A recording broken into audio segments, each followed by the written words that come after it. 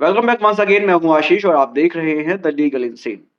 आज के इस पर्टिकुलर वीडियो में हम बेसिकली बात करेंगे कि जिस तरह से पत्नियों के पास अधिकार है कि वो डोमेस्टिक वायलेंस का केस फाइल कर सकती हैं, 498 का केस फाइल कर सकती हैं, मेंटेनेंस चाहिए तो 125 सीआरपीसी का केस फाइल कर सकती हैं।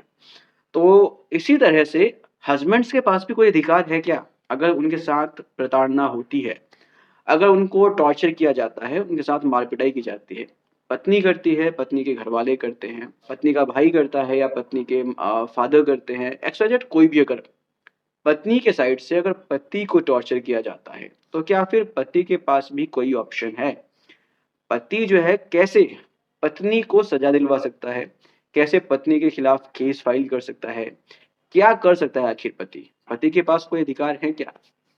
इसको हम आज इस पर्टिकुलर वीडियो में डिटेल में समझने वाले हैं। So stay tuned throughout the video so that you could have a very better perspective over the situation. सबसे पहले हम बेसिकली समझते हैं कि डोमेस्टिक वायलेंस एक्ट कहता क्या है। देखो, डोमेस्टिक वायलेंस एक्ट में बेसिकली पत्नी के पास अधिकार होता है। वो पति के खिलाफ या पति के घर वालों के खिलाफ केस फाइल कर सकती है। डोमेस्टिक वायलेंस एक्ट का पूरा नाम है the protection of woman against domestic violence act. अगर किसी घर में किसी महिला के साथ डोमेस्टिक वायलेंस हो रहा है, तब वो जो है डोमेस्टिक वायलेंस एक्ट में केस फाइल कर सकती है। इसका मतलब ये हुआ कि कोई भी पुरुष डोमेस्टिक वायलेंस एक्ट में केस फाइल नहीं कर सकता। इसके साथ ही साथ 498 का जो केस है, उसमें भी सिर्फ पत्नी के पास अधिकार है, पति के पास कोई अधिकार नहीं है कि वो केस फाइल कर सके। तो ये जो दोनों कानून हैं, इसमें पति के पास कोई भी अधिकार नहीं है। तो क्या आप यहाँ पर पति अपना हाथ पे हाथ रख कर बैठा रहे? नहीं, ऐसा नहीं करना है। अगर पति के साथ भी डोमेस्टिक वायलेंस हो रहा है, पति के साथ अगर मार-पिटाई हो रही है, तो फिर पति के पास भी कुछ अधिकार हैं जिसको वो यूज़ कर सकता है। ऐसे प्रोविज़न्स हैं जिसको पति भी यूज़ कर सकता है। सबसे पहला देखो प्रोविज़न है, वो है हिंदू मैरिज एक्ट का सेक्शन 13। अगर पति के साथ मार-पिटाई हुई है, पति को अगर हैरेस किया गया है, टॉर्चर किया गया है, तो ज़ाहिर-सी बात है कि पति के ऊपर क्रूरता की गई है। अगर पति ने इन सभी का एविडेंस क्रिएट किया हुआ है, बनाया हुआ है, उसके पास एविडेंस है, तो इन सभी एविडेंसेस के आधार पर वो हिंदू मैरिज एक्ट के सेक्शन 13 में क्रूरता का ग्राउंड लेकर पत्नी से डाइवोर्स ले सकता है, अगर वो डाइवोर्स लेने का इच्छुक है तो। तो पहला ये प्रोविज़न है जो पति के काम का है। वो जो है पत्नी से डायरेक्ट तलाक ले सकता है under section 13 of Hindu marriage act और ग्राउंड होगा क्रूरता। ये पहला जो है प्रोविज़न है जो पति के फेवर में है। अब इसके बाद हम दूसरे प्रोविज़न की बात करते हैं। दूसरा प्रोविज़न है हिंदू मैरिज एक्ट का सेक्शन 9, जिसको हम आरसीआर का केस भी बोलते हैं, रेस्टिट्यूशन ऑफ कंजुगल राइट। कुछ केसेस में देखने को मिलता है कि पत्नी बिना कुछ बताए घर छोड़कर चली जाती है। इन केसेस में जो है पति सबसे पहले सेक्शन 9 का केस फाइल कर सकता है।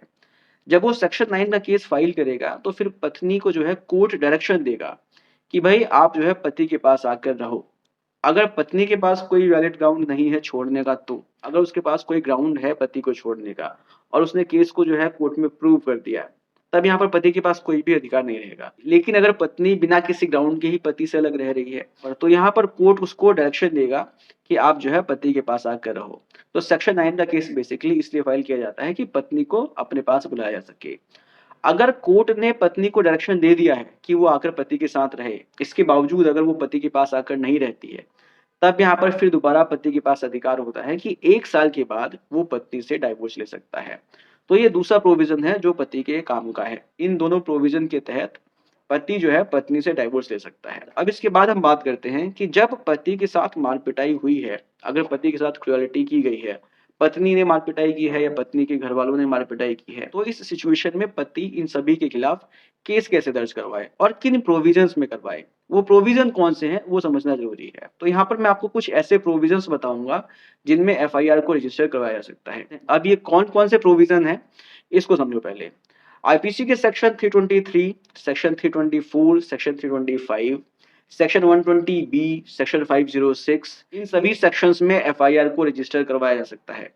अगर पति के पास एविडेंसेस हैं कि उसके साथ मार-पिटाई हुई है, उसके साथ क्रूरता हुई है, पत्नी ने उसको मारा है, पत्नी के घरवालों ने उसको मारा है, तो इन सभी सेक्शंस में एफआईआर को रजिस्टर करवाया जा सकता है और इसमें एफआईआर रजिस्टर होता है। जिन-जिन लोगों ने उसके साथ मार-पिटाई की है, उन सभी के खिलाफ जो है एफआईआर रजिस्टर करवाना चाहिए।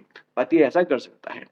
अब इसके अलावा कुछ केसेस में देखा जाता है कि पत्नी झूठे गवाह भी पेश कर देती है कोर्ट में, झूठे एविडेंसेस कोर्ट में ले आती है, 125 के केस में ले आए या डोमेस्टिक वायलेंस के केस में ले आए, पत्नी जो है ले आती है। अगर पत्नी ने झूठे एविडेंसेस को ग्राउंड बनाकर कोई केस फाइल किया है, तो यहाँ पर पति एक धारा और जुड़वा सकता है एफआईआर में। यहाँ पर आईपीसी के सेक्शन 191 को भी जोड़ सकते हैं। सेक्शन 191 बेसिकली बात करता है फॉल्स एविडेंस के बारे में। अगर फॉल्स एविडेंस को यूज करके कोई केस रजिस्टर किया गया है पति के अगेंस्ट, तो पति इस प्रोविजन में भी एफआईआर को रजिस्टर करवा सकता है। सो बेसिकली इस तरह से अब यहाँ पर समझ में आ गया होगा कि अगर पत्नी जो है पति को हैरेस करती है, पति को टॉर्चर करती है, पति को परेशान करती है, तो पति भी जो है इन ग्राउंड्स पर उससे डाइवोर्स ले सकता है या उसके खिलाफ आईपीसी की धाराओं में एफआईआर रजिस्टर करवा सकता है।